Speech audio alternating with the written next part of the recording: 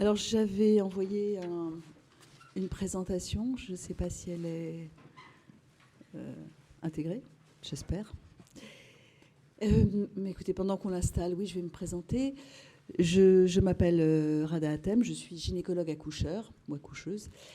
J'ai travaillé dans plusieurs maternités et depuis une quinzaine d'années, je travaille à l'hôpital de Saint-Denis, qui est un hôpital situé dans une région particulièrement touchée par la précarité, la migration, la multiculturalité, non pas que ce soit des tares, la multiculturalité, mais pour ce qui touche la question des violences faites aux femmes, on sait qu'il y a une difficulté supplémentaire lorsqu'on est pauvre, migrant, non francophone. Donc merci beaucoup aux organisateurs de me donner l'occasion de parler de ce sujet, qui est la prise en charge des violences faites aux femmes, parce que de mon poste d'observation assez privilégié de chef de service de la maternité de Saint-Denis, j'ai pu me rendre compte que les femmes que nous accueillons étaient particulièrement concernées par cette question. Alors, évidemment, toutes les femmes le sont. Hein. Il y a beaucoup de gens qui aimeraient penser que seuls les milieux très pauvres, très précaires sont touchés par la violence. La violence touche tous les milieux, toutes les catégories socio-professionnelles. Mais étant là-bas, je me suis sentie quand même obligée de faire quelque chose. Et c'est comme ça qu'est née la Maison des Femmes, un lieu de soins dédié aux femmes victimes de violences et vulnérables. Personne n'est tombé. OK. Alors, comment on fait pour faire avancer les diapos? C'est vous qui le faites? Ah, c'est Safia. OK. Alors,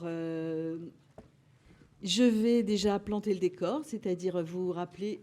Oui, c'est pas très confortable de ne pas l'avoir devant soi, mais c'est pas grave. On change de place. Merci. Je n'osais pas vous le proposer, mais c'est le plus simple. Donc, la violence, elle n'est pas que faite aux femmes, elle est aussi parfois faite aux hommes et très souvent aux enfants. Et c'est tout comportement humain ayant pour objet ou pour effet de détruire une victime. Voilà, c'est un petit peu ça. Et au travers de différentes formes de violence qu'on reverra plus tard. Et la composante sexuelle n'est pas obligatoire, mais on la retrouve fréquemment. Diapo suivante. Donc, je vous le disais, la violence touche tous les pays, tous les âges, toutes les cultures, tous les milieux sociaux. Et il faut vraiment, vraiment en être persuadé si on veut être efficace. Alors, il y a une notion, en revanche, qui est un peu contre-intuitive, c'est-à-dire que être victime de violence dans son foyer, c'est beaucoup plus grave qu'être victime de violence par un inconnu. Et je prendrai comme deux exemples. Le viol. Pour la plupart des gens, le viol, c'est dans un bois, dans un parking, dans une rue sombre. Mais la plupart des viols sont commis dans l'intimité, par un partenaire, un ex-partenaire.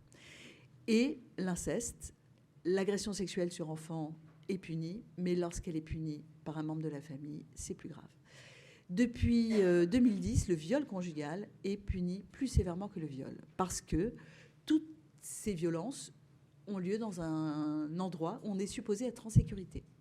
Personne, en signant un PACS, un contrat de mariage ou n'importe quoi, se dit « je vais être enfermé avec quelqu'un qui aura le droit de me faire du mal tout le temps ». Non, on se dit « je suis en sécurité ».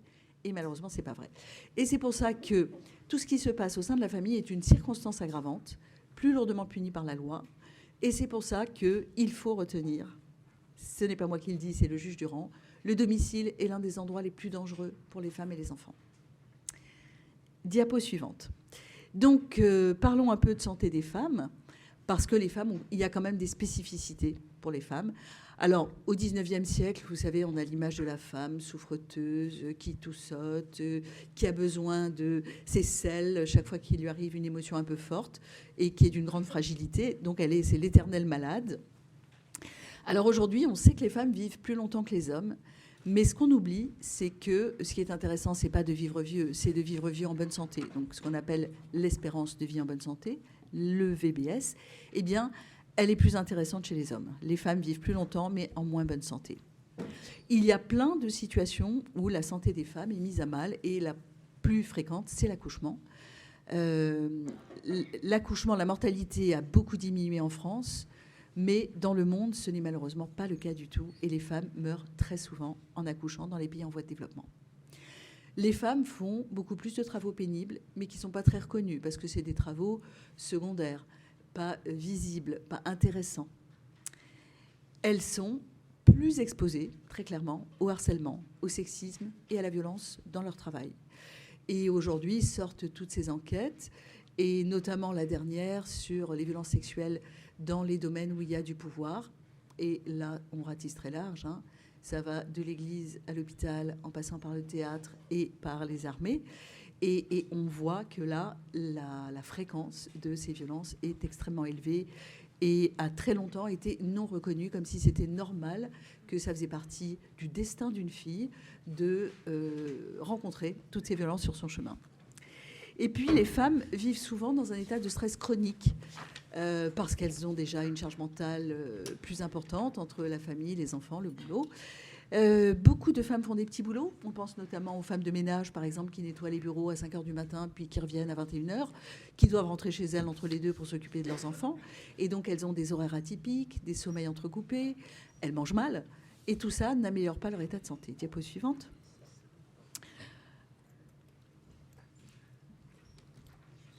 Alors, elles sont, je vous l'ai dit, donc plus souvent aussi travailleuses précaires, et elles sont très souvent responsables de couples monoparentaux, ce qui ne les aide pas à gérer tout ça. Elles vont renoncer aux soins en faveur de leurs enfants, ou parce qu'elles n'ont pas le temps, parce qu'elles doivent hiérarchiser leurs priorités. Elles ont de ce fait plus de maladies chroniques, diabète, obésité, hypertension, etc. Et puis quelque chose qui vient aussi les pénaliser, nous pénaliser toutes, si je puis dire, c'est que quand on fait des essais cliniques sur des nouveaux médicaments, on met beaucoup moins souvent les femmes, on teste beaucoup moins souvent l'impact de ces médicaments sur les femmes. Et c'est embêtant parce que les femmes n'ont pas le même métabolisme que les hommes, et les médicaments ne leur font pas forcément la même chose. Or, on va extrapoler les résultats à partir des hommes pour prescrire aux femmes. Et ça, c'est embêtant. Alors, il y a une petite explication qui est que quand on teste un médicament, on est toujours terrorisé à l'idée que la femme serait enceinte et qu'il y aurait un impact sur le fœtus, mais ça ne suffit pas à expliquer ce grand décalage. Et puis, bien sûr, et vous le savez, les femmes migrantes, elles ont tout ça, plus la vulnérabilité liée à la migration. Diapo suivante. Alors, quand moi je parle de santé, j'aime bien me référer, parce que c'est vraiment quelque chose qui fait partie de ma pratique quotidienne, à toutes ces pratiques néfastes, toutes ces traditions néfastes, qui, dans beaucoup de pays, sont considérées comme normales, puisqu'on fait comme ça depuis 5000 ans, et je ne vois pas où est le problème, et qui, en fait, sont parfaitement reconnues, notamment par les Nations Unies, comme des pratiques discriminatoires, et qui sont là depuis si longtemps qu'on les considère comme acceptables. Mais en fait, elles reflètent une vision de la femme totalement dévalorisée, qui bafoue leurs droits, et notamment leur droit à disposer de leur vie et de leur corps. Alors, bien sûr qu'il y a des pratiques néfastes contre les enfants en général, mais les filles sont les plus exposées. Et ça aussi, ça explique pas mal de choses sur la santé des femmes. Alors, diapo suivante. Ce qui est compliqué quand on va sur ce terrain, c'est qu'on est immédiatement taxé d'impérialiste, de tout bas blanc, parce que les traditions, c'est merveilleux. Oui, les traditions, c'est merveilleux. Je vous en ai mis quelques-unes là qui sont très, très jolies. De Noël au Nouvel An chinois, à la fin du Ramadan, tout ce que vous voulez.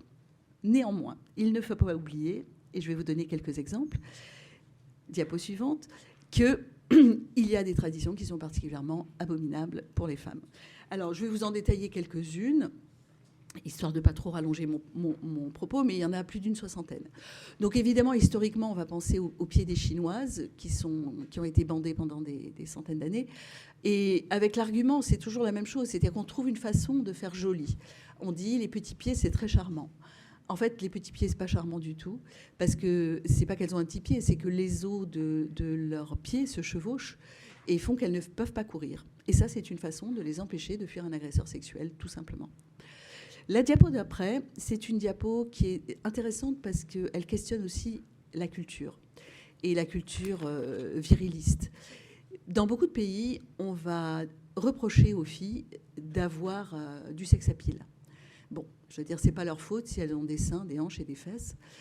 Mais dans ces familles-là, on va se dire, « Ouh là là, ma fille commence à avoir des formes, catastrophe, elle va être un appel au viol. » Et au lieu d'éduquer mes garçons au respect des filles, je vais simplement essayer de faire disparaître toute la féminité que pourrait posséder ma fille.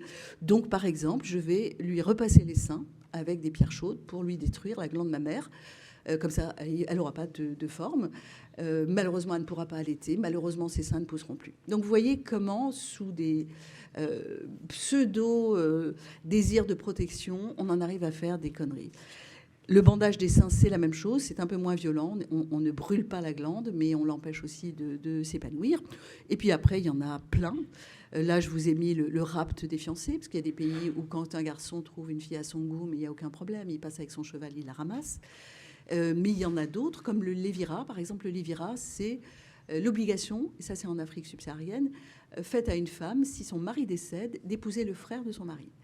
Et évidemment, parfois elle n'aime pas du tout le frère de son mari, parfois le frère de son mari l'a violée parce que c'était assez pratique. Et pour autant, elle doit l'épouser parce que, pourquoi ? Il faut que la terre ne soit pas morcelée, il faut que les bijoux restent dans la famille. Et ce que pense cette femme et ce dont elle a envie n'est absolument pas un sujet. Et moi, je reçois des femmes qui demandent l'asile pour fuir le lévira.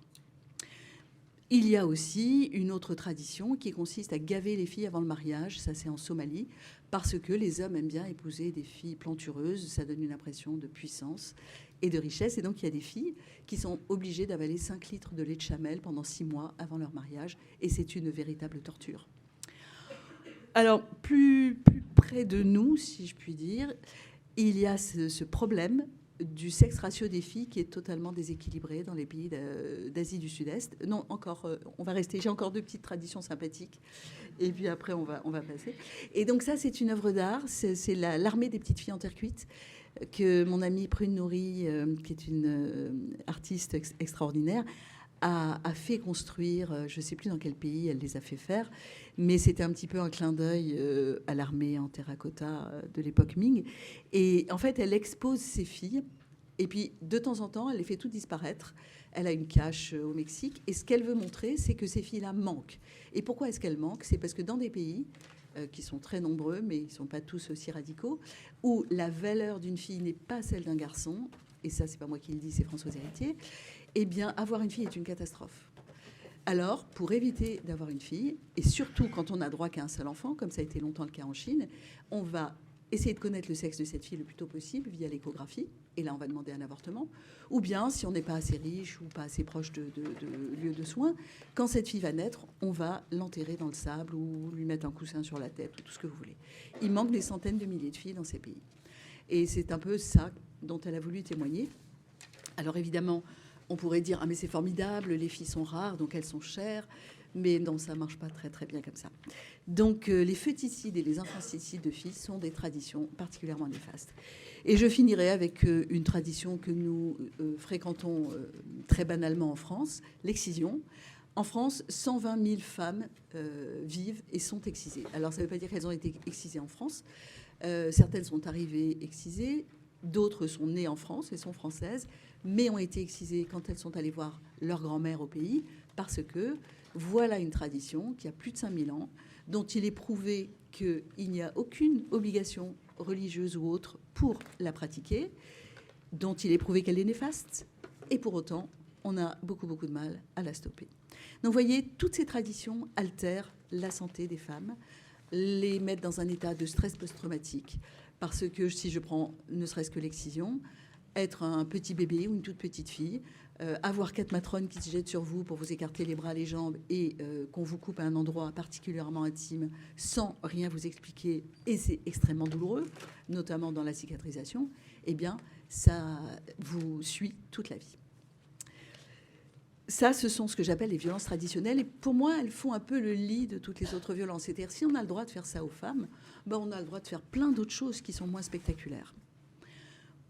Dans nos pays un peu plus occidentaux, on a quand même énormément de violence. Vous avez là la roue de la violence, qui est un outil qui permet, par exemple, de discuter avec une femme pour qu'elle essaie de voir si elle est concernée par une de ces violences.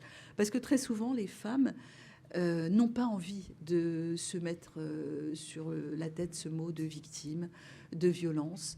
Beaucoup pensent que c'est normal, c'est ça, être une femme. D'autres pensent que c'est par amour qu'on leur fait subir ça.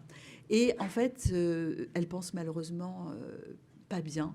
Elles pensent d'une façon qui arrange leur agresseur. Donc, vous voyez, la liste, elle est longue, physique, psychique, sexuelle, sociale, économique, tout. Alors, je voudrais juste vous parler de deux concepts qui ne sont pas encore très connus, mais qui expliquent beaucoup de choses concernant les violences que subissent les femmes. Pourquoi ça fonctionne comme ça? Pourquoi ça ne s'arrête pas? Pourquoi elles ne portent pas plainte plus tôt? Pourquoi elles ne s'en vont pas? Qui sont les premières réactions qu'elles entendent, en fait, quand elles commencent à parler. Diapo suivante. La première, c'est la stratégie de l'agresseur. Il y a beaucoup de gens qui ne comprennent pas pourquoi Madame Tout-le-Monde pourrait se retrouver sous l'emprise d'un homme violent. En fait, il y a une stratégie qui fait que ça se produit. Parce que cette stratégie, elle a pour objectif de trouver une victime, de la séduire, et puis ensuite, on peut commencer à dérouler le scénario de la violence. Et c'est un peu ce que j'aime bien, cette comparaison, c'est la grenouille que vous jetez dans une bassine d'eau bouillante, elle ne va pas trouver ça confortable, elle va donner un coup de pied au fond de la bassine et elle va sauter, elle va partir.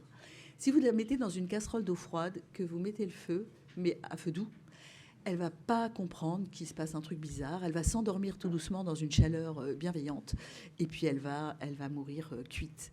Eh bien, les victimes, c'est exactement ça qu'on leur fait. C'est-à-dire qu'on commence par les inonder d'amour, c'est ce que les anglo-saxons appellent le love bombing, pour qu'elles soient tellement amoureuses de leur agresseur que toute leur vie, elles vont vouloir retrouver ce moment magique du début de la relation. Et donc, tout y passe. Tu es la plus belle, tu es merveilleuse, des cadeaux, des invitations. Et aussi une espèce de...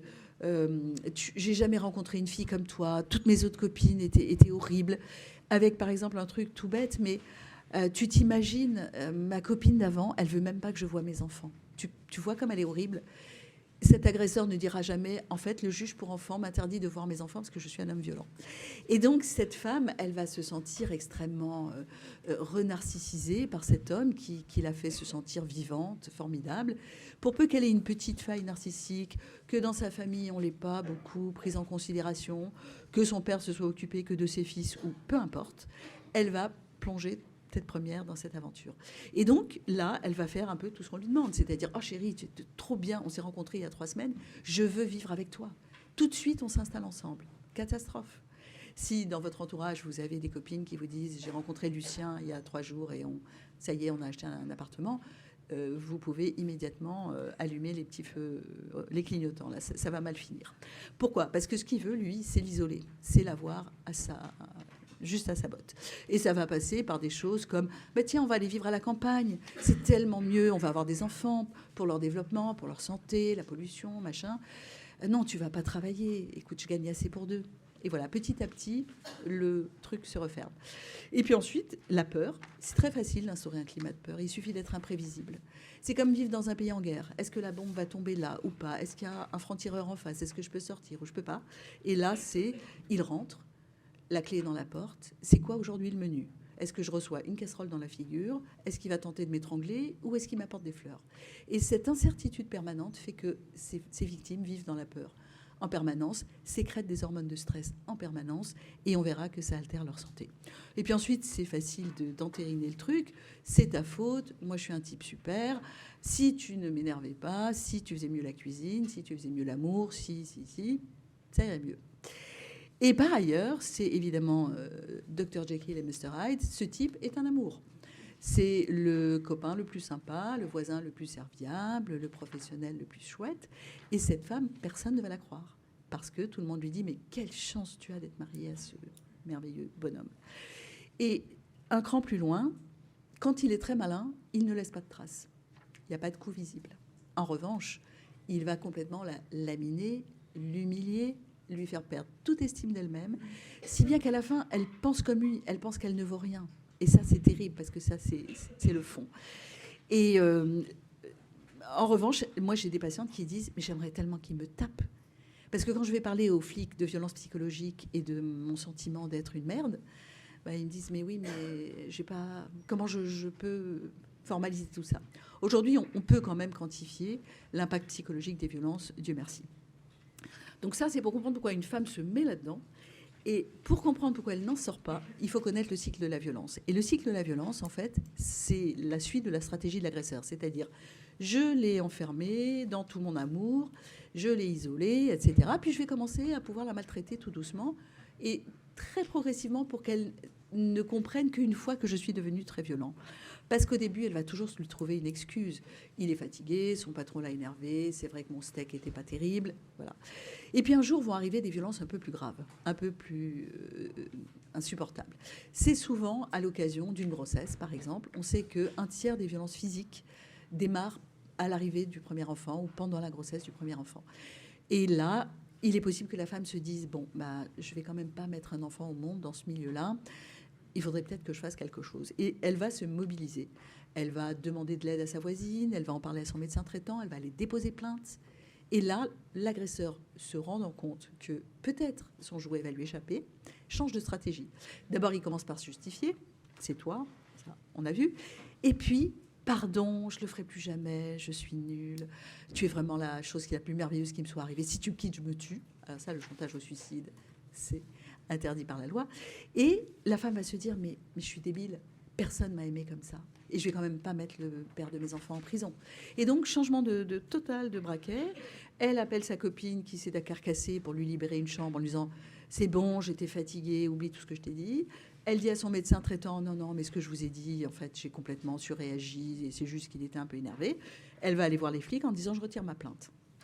Et ça, c'est ce qu'on appelle la lune de miel. Et malheureusement, vous vous en doutez, tout va recommencer. Et tout va recommencer plus vite, plus fort, plus violemment, et peut-être se terminer par un meurtre. Donc c'est important de connaître ce cycle aussi, parce que, notamment pour des gens qui ne sont pas spécialisés dans l'accompagnement des victimes, se souvenir que quand une femme demande de l'aide, il faut être capable de dégainer très vite. Si nous, par exemple, médecins, on lui dit « oui, bien sûr, mais madame, je n'ai pas de rendez-vous avant 3 semaines », elle ne sera pas là au rendez-vous. Parce qu'à ce moment-là, il y aura eu la lune de miel, et elle sera à nouveau retombée dans l'emprise de son agresseur. Donc il faut être présent au moment où elle en a besoin. Ça, c'est important, et les policiers commencent à le comprendre. Et ils commencent à comprendre que déjà, ils n'ont pas le droit de retirer les plaintes, mais pendant longtemps, ils disaient à la femme, ça fait 5 fois que vous venez déposer plainte, vous m'avez fait perdre à chaque fois 3 heures, moi, je ne prends plus vos plaintes, madame. Bon, et alors qu'il faudrait justement comprendre le contraire.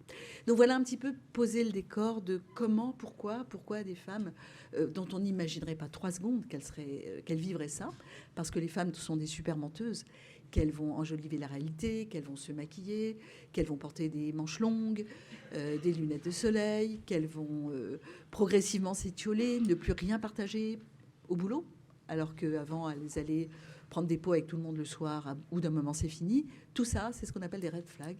Ça doit, nous, citoyens standards, nous alerter. Alors, arrivons à la violence, parce que j'ai quand même pas 1 heure devant moi. Diapo suivante. Donc, qu'est-ce que ça fait, la violence ? Mais la violence, ça a des tas de conséquences extrêmement nocives. Diapo suivante. Donc, la première, c'est la plus connue. Ce sont les conséquences physiques. Ça, pas besoin de vous faire un dessin, les coups, les brûlures, les fractures. Mais il y a des infirmités qui peuvent être liées à ça. On peut avoir un handicap à vie, on peut mourir, bien sûr. Et puis, il y a tout ce qui est troubles alimentaires, mais aussi maladies chroniques. Je vois que je l'ai oublié sur ma diapo. Je vous ai dit que quand on vivait dans la peur en permanence, on sécrétait des hormones de stress en permanence. On peut mourir parfois dans un état de stress extrêmement aigu. On connaît aujourd'hui le Tsako-Kubo, le syndrome du cœur brisé, qui parfois le cœur repart et parfois pas. Et il y a aussi des troubles alimentaires qui vont de l'anorexie à l'obésité et qui sont liés aussi à des violences subies. Et juste un chiffre, vous savez qu'aujourd'hui, l'humanité est atteinte de la maladie de l'obésité et qu'il y a beaucoup de chirurgie de l'obésité qui se développe. Mais dans les services qui font cette chirurgie, 1/3 des personnes qui demandent à être opérées sont des personnes qui ont vécu des violences sexuelles dans l'enfance. Et qu'en fait, leur obésité est venue après comme une façon déjà de faire disparaître ce corps qui est trop sexy, comme une façon de se remplir, comme une façon de penser à autre chose. Et si on ne soigne pas ces personnes, si on les opère juste en leur coupant un morceau d'intestin, l'obésité va revenir. Diapo suivante. Les conséquences psychiques. Alors, les conséquences psychiques, elles sont extrêmement graves, en fait, parce qu'elles sont moins visibles et qu'elles vont abîmer de manière profonde et prolonger la vie des victimes. Et c'est vrai pour les femmes, les hommes et les enfants. Le trouble du stress post-traumatique, qui est la forme la plus majeure de cette maladie, c'est quelque chose qui a été développé par les militaires, et notamment les militaires américains, parce que quand les vétérans sont rentrés du Vietnam, on s'est aperçu qu'ils mouraient plus par suicide qu'ils n'étaient morts au Vietnam. Et pourquoi ? Parce que ces gens, rentrés de ce pays où ils avaient commis des atrocités et vu des atrocités, n'arrivaient absolument pas à se réinsérer dans la vie, beaucoup sont devenus d'ailleurs des SDF, ils ne pouvaient pas parler dans leur famille, ils ne pouvaient pas travailler, tout ce qu'ils avaient vécu était indicible, ils faisaient des cauchemars tout le temps, et ce trouble du stress post-traumatique, on le retrouve chez toutes les victimes, à des degrés divers, évidemment. Mais c'est une grosse partie de notre patientèle. Il peut y avoir de la dépression, de l'insomnie, de la consommation de drogue aussi, pour se dissocier, pour oublier. Un mésusage des médicaments, consommer n'importe quoi comme anxiolytiques, faire des cocktails dangereux, etc. Vivre avec des conduites à risque, par exemple des enfants qui ont été agressés sexuellement, enfants, vont avoir un rapport à leur corps complètement déformé. Et c'est là qu'on va retrouver pas mal de prostitution de mineurs, par exemple. Puisque leur corps ne vaut rien, puisqu'on s'en est servi comme d'un objet, ils continuent. Il y a aussi tout ce qui est suicide, et puis scarification, autodestruction, bref, le champ est très très large. Diapo suivante. Il y a aussi des conséquences dans la vie sexuelle et reproductive. Les pathologies gynécologiques, évidemment les infections, évidemment le sida qu'on vous a donné sans vous demander votre avis, les douleurs pelviennes chroniques. Beaucoup de victimes de violences, notamment sexuelles, ont toujours mal, même si on ne trouve rien, parce qu'il y a aussi une contracture permanente dans cette région-là. On peut empêcher ces personnes d'accéder à des moyens de contraception. Dans des pays où l'avortement est dangereux, tomber enceinte et se faire avorter, c'est parfois la mort au bout. Et donc, tout ça, en fait, ce sont ce qu'on appelle, nous, les conséquences sur la santé sexuelle et reproductive, qui sont parfois aussi gravissimes. Il y a aussi, en obstétrique, on sait que, par exemple, certains bébés qui meurent dans le ventre de leur maman, elles nous disent, je ne sais pas, hier il bougeait, aujourd'hui il ne bouge plus, je ne comprends pas ce qui m'arrive. Elles ne nous disent pas, il m'a donné 5 coups de pied dans le ventre. Mais aujourd'hui, on le sait. Des enfants qui sont trop petits, qui naissent prématurément. Des thèses ont montré que chez ces femmes-là, il y avait de la violence à la maison.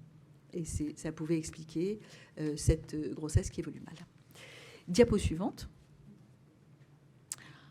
Les enfants. Alors évidemment, les enfants sont... aujourd'hui, on dit co-victimes. Avant, quand un homme ou une femme violente ne touchait pas ses enfants, on disait cet enfant est témoin de violence conjugale. Aujourd'hui, on sait que sur le cerveau des enfants, ça fait exactement la même chose et qu'on ne dit plus témoin, on dit co-victime. Les enfants, ils ont des tas de problématiques en lien avec les violences qu'ils voient, même s'ils ne les subissent pas directement. L'angoisse de la séparation, les troubles du sommeil, la peur, l'anxiété, ils s'isolent. Quelque chose qui est... Alors évidemment, ils font des fugues, etc. Et quelque chose qui peut s'observer, c'est la baisse du rendement scolaire. Ça, c'est évidemment à l'école, c'est un signe. Et puis, ce sont des enfants qui mûrissent trop vite. Ce sont des enfants qui deviennent un peu les parents, et notamment qui sont en hypervigilance tout le temps. Pourquoi ? Parce que les femmes, elles nous disent « Ah non, mais lui, il n'a rien vu, rien entendu. Je fais très attention. Il est dans sa chambre. Je vous assure, docteur, il n'y a pas de problème. » Mais ce n'est pas vrai du tout. Les enfants savent, sentent, ressentent. Et il y a des enfants qui s'empêchent de dormir parce qu'ils se disent « Ah non, mais si maman m'appelle parce que papa est sur le point de la tuer et que moi je dors, ce n'est pas possible. » Et donc ces enfants vont en fait extrêmement mal. Alors là, on va sauter une diapo parce que j'ai vu que... voilà, et on va aller sur le violentomètre. Donc, juste, je vous présente rapidement cet outil qui est un outil pratique. C'est pas la révolution, mais c'est intéressant pour dialoguer, notamment avec des jeunes femmes. Il y a des... on parle de situations, donc il y a des situations sévères. Ta relation est saine. profites-en, continue. Et ensuite, il y a des questions qui montrent que ta relation, il y a peut-être un petit problème. Sois vigilant et surtout, de temps en temps, mets un stop. Et puis, il y a des situations où c'est rouge, et là, prends tes jambes à ton cou. Et je prends juste un exemple. Quand on dit à une jeune fille, est-ce que ton copain, il regarde dans ton téléphone? Est-ce qu'il t'oblige à ne pas te maquiller comme si, ou il t'oblige à t'habiller comme ça? Voire il te demande de faire des trucs sexuels avec ses copains. Elle répond oui, mais c'est parce qu'il est tellement amoureux. C'est pour ça qu'il est jaloux. Et donc déconstruire aussi tout ça chez les jeunes filles qui se mettent en danger avec une fausse lecture de ce qui leur arrive. C'est super important. J'ai juste oublié de vous parler du suicide forcé, parce que ça, c'est un nouveau concept pénal. Vous savez aujourd'hui, parce que les journaux en parlent, et notamment au mois de novembre, une femme est tuée tous les 2 jours et demi sous les coups de son compagnon. On ne met pas dans cette statistique les femmes qui se suicident à cause de la violence qu'elles subissent. À la grosse louche, parce que c'est difficile à prouver, il y en aurait 250. Ce qui ferait qu'en réalité, il y aurait non pas 130 féminicides par an, mais 380. Après, la difficulté, c'est de prouver que c'est à cause de ça qu'elle s'est suicidée. Donc les avocats doivent retrouver le journal intime, la lettre qu'elle a envoyée à sa copine, les échanges de SMS, ce qu'elle a dit à ses parents, parce qu'évidemment, l'agresseur va dire « Non, mais depuis que je la connais, elle est dépressive et c'est pas du tout à cause de moi qu'elle s'est suicidée. » Deuxième chiffre dont il faut se souvenir, tous les jours, un enfant meurt tous les 5 jours en France sous les coups de ses parents. Et ça, c'est pas de la violence conjugale, c'est de la violence intrafamiliale, mais ça nous oblige aussi. Diapo suivante. Alors, on en a un petit peu parlé. Elle ne part pas, elle doit aimer les coups. C'est des choses que les femmes entendent fréquemment. Et diapo suivante, juste un petit clin d'œil sur les 3 F. Lorsque nous vivons une situation de stress extrême, nous avons 3 réactions possibles, qui en anglais sont s'enfuir, se battre ou freeze, se sidérer sur place. Et souvent, les gens qui ne connaissent pas vont reprocher à une victime « tu t'es pas défendu, tu lui as pas mis un coup de pied dans les couilles, tu n'as pas hurlé », en ne comprenant pas que, comme un lapin dans les phares de votre voiture qui ne quitte pas la route et qui se fait écraser, ben la femme, elle est comme ça, elle est tétanisée, elle n'a plus aucune possibilité d'agir. Donc c'est aussi important d'avoir cette notion de sidération dans la tête quand on s'occupe de victimes. Diapo suivante, mais je crois que j'ai déjà trop parlé. Donc le stress post-traumatique, hein, je vous en ai parlé, on va avancer. Diapo suivante. Voilà. Donc la grossesse, quand même, je fais un petit focus, je suis gynécologue. La grossesse est un facteur aggravant des violences préexistantes. Et il faut aussi être vigilant au travail, parce que les femmes enceintes sont particulièrement vulnérables et que le travail, c'est quand même, pour beaucoup de femmes, le seul endroit où elles sont en paix, le seul endroit où il ne peut pas venir, le seul endroit où éventuellement elles pourraient trouver du soutien. Donc c'est extrêmement important. Un petit mot sur le parcours d'exil. Diapo suivante. Aujourd'hui, on sait que les femmes prennent la route parfois plus souvent que les hommes. Le parcours d'exil expose particulièrement aux violences et notamment aux violences sexuelles.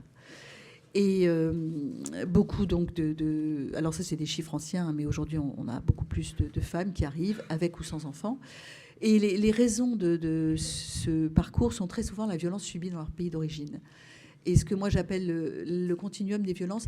Si je prends une patiente, par exemple, originaire d'Afrique subsaharienne, elle peut avoir vécu l'excision à 3 mois, ensuite un petit peu d'inceste, parce que dans la grande famille, on héberge l'oncle, le cousin, on se sert des enfants, c'est pas un problème, un mariage forcé à 12 ans, des viols conjugaux, puisque évidemment elle n'a pas envie d'avoir des rapports avec cet homme-là, des coups, puisqu'elle n'a pas envie d'avoir des rapports, ensuite une grossesse, une fausse couche tardive, parce qu'on l'a tabassée sur le ventre, et puis ensuite elle a pris la route, et là, violence à tous les coins de rue, prison en Libye, viol dans les centres de rétention, viol par les passeurs, tout. Et elles arrivent en France, et violence administrative, et violence pour les papiers, etc. Donc c'est vraiment des parcours absolument innommables. Diapo suivante. Et la migration aggrave le psychotrauma. C'est-à-dire la plupart des migrants sont dans un état de psychotraumatisme important parce que ça va résonner avec les violences qu'ils ont déjà subies au pays. Perte de repères, pas de ressources, isolement, pas d'autonomie, précarité et aucune perspective d'avenir. Et vraiment, en tout cas, nos patientes migrantes sont dans un état de santé physique, psychique, sociale, épouvantable. Diapo suivante. Un petit mot sur les soignants. S'occuper de la violence, ça nous met en danger.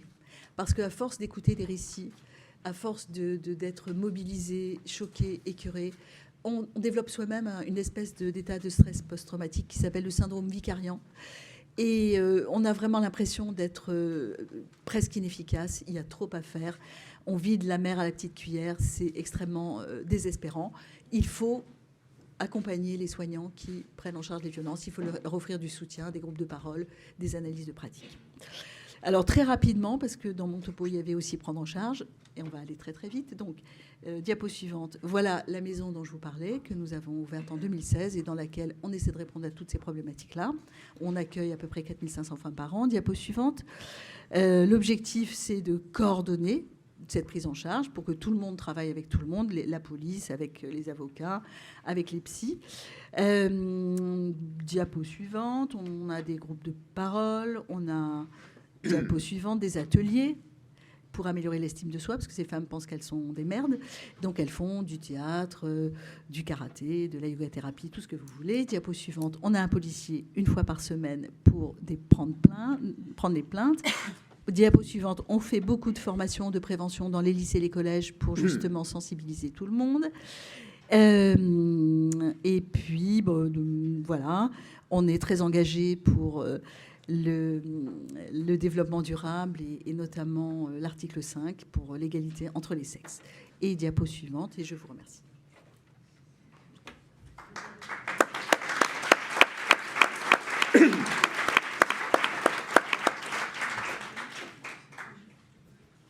Eh bien, je vous remercie pour cet exposé particulièrement complet, tout à fait passionnant. On a plein de questions à vous poser. Vous avez beaucoup parlé, si je peux me permettre, mais il fallait le faire. Bon, y a-t-il une ou deux questions, parce qu'on est tenu tout de même par un horaire, une ou deux questions maintenant, sinon vous réfléchissez, puis on reporte les questions à tout à l'heure. Une question, madame ? Est-il possible d'avoir un micro ?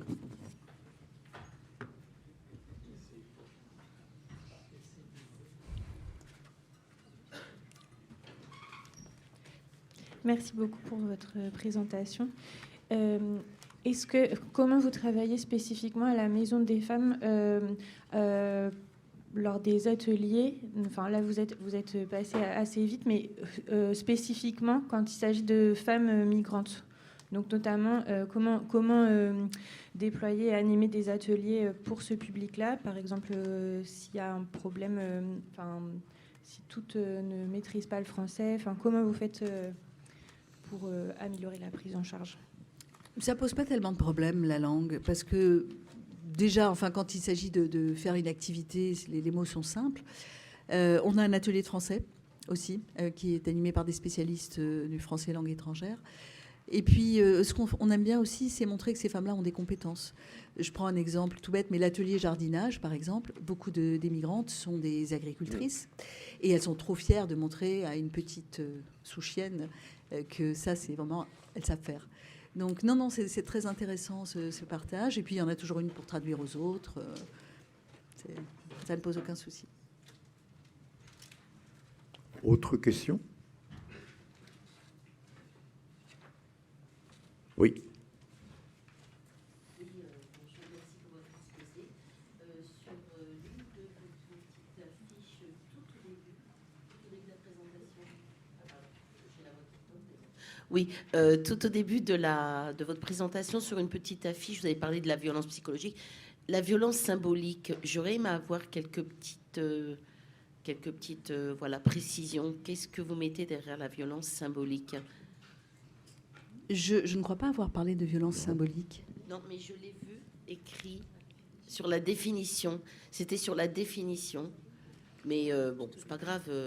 Sur la définition, il y avait symbolique. Et vous me posez une colle. Je pense, je vois pas très bien à quoi ça pourrait correspondre en réalité. D'accord. Bon, très bien. Merci. Peut-être dans les représentations, mais oui, ça va un petit peu avec tout ce qu'on s'est dit j'en profitais sur là du direct, mais bon, effectivement, c'est à réfléchir. Merci beaucoup. Je vous en prie. Une dernière question? Oui.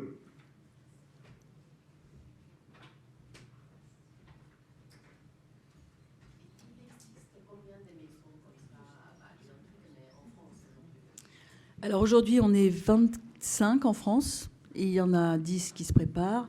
Il y en a une à Bruxelles. Et on a une petite sœur en Côte d'Ivoire. Oui, vous aviez une question? J'avais une question. Ouais. Est-ce que dans vos ateliers, vous proposez des mises en situation par le biais de théâtre forum pour, on va dire, plus, je ne vais pas parler d'éducation de femmes, mais éduquer, on va dire, l'ensemble des femmes essentiellement à changer de comportement vis-à-vis des... je ne sais pas comment expliquer ça. Parce que souvent, c'est compliqué. C'est souvent les amis... la famille qui enferme, on va dire, la personne dans ses traumatismes et qui la amène à la raison en disant non, tu peux pas te sortir de ce milieu, la famille c'est important, les traditions, comme vous disiez tout à l'heure, et ce phénomène se reproduit beaucoup.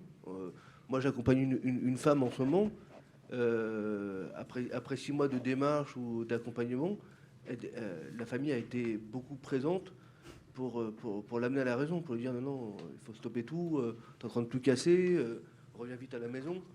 Alors que, voilà, donc c'est compliqué. Ouais, ça, ce sont les traditions néfastes. Bien sûr, la famille... Moi, j'ai des patientes africaines qui me disent je me suis réfugiée chez mes parents, ils m'avaient donné 3 coups de machette, j'étais tombée dans les pommes, etc. Mon père m'a dit tu es sa femme, tu y retournes. Mais on le voit aussi, moi j'ai des patientes dans le 16e arrondissement. Quand elles dénoncent, on leur dit « mais non, pas de ça chez nous. D'abord, on ne divorce pas. Et puis, tu ne vas pas mettre en péril tout notre milieu social. Donc, tu te tais, ma chérie. » Donc ça, c'est effectivement très, très fort. Alors, pour répondre à votre question, on a un atelier théâtre qui est très puissant. Parce que des femmes qui ne...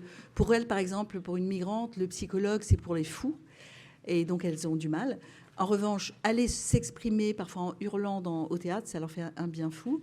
Et puis, dans nos groupes de parole, moi, j'anime le groupe mutilation sexuelle. Donc, on se dit qu'on va parler excision. Donc, on parle un peu excision. Puis, très rapidement, on parle violence, patriarcat. Et en fait, à la fin, elles sont toutes vent debout en disant « on va changer le monde ». Et c'est de la violence dont elles parlent. C'est même l'excision, c'est plus le problème. Elles veulent être traitées différemment. Elles veulent être reconnues comme des sujets. Et oui, c'est ça qui est intéressant. Bien, je crois qu'on va en rester là pour... Une question. Oui, alors une question très courte, une réponse particulièrement brève. Merci. Du coup, donc, j'ai une question pour toutes les personnes qui travaillent avec des migrants, migrantes. Donc, on a des grosses difficultés à les orienter vers des structures, à ce qu'elles aient accès à la santé mentale, donc à des psys, etc. Est-ce que vous, à part les associations classiques, on les oriente, est-ce que comme ça, vous avez des noms qui vous viennent en tête ou des noms d'associations, on pourrait les orienter pour ceux et celles qui ne connaissent pas? La CIMAD, le COMED, oui, voilà, c'est Utopia. Il y en a. Enfin voilà, il faut connaître son écosystème. Voilà, mais c'est très compliqué parce que nous, par exemple, si on prenait tout le monde, les CADA nous satureraient, on pourrait plus s'occuper d'autre chose. Donc le gouvernement ne met pas les moyens qu'il faut sur cette question spécifique. D'accord, merci beaucoup. Bien, merci d'avoir posé ces questions qui pourront se poursuivre peut-être pendant une pause.